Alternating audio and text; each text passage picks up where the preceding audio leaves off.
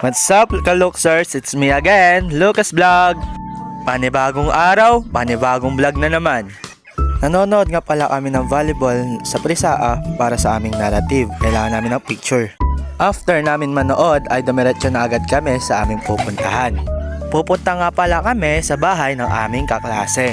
Nung nakarating na kami ay nagluto muna kami ng kakainin. What's up guys? Nandito na naman kami. Panibagong araw, panibagong vlog.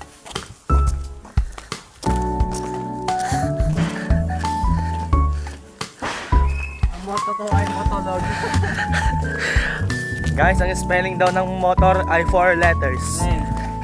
Spell, motor. Nandito kami sa Trinidad. Gagawa kami ng narrative. Ngayon, nagluluto kami. Naubusan ng mantika. Ito, bibili kami ng mantika. Let's go. Ito na yung tindahan guys. Opo.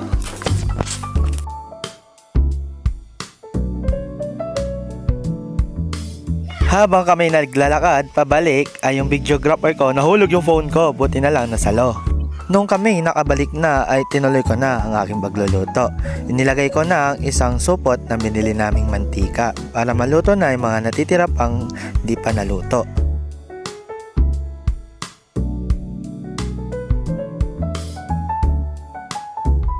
After namin makaluto ay eto na. Kakain na. Siyempre naman, alangan namang itapon.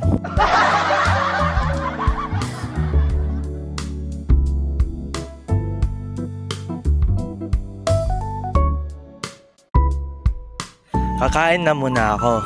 Hanggang dito na lang tong vlog na to. See you to the next vlog. Bye-bye!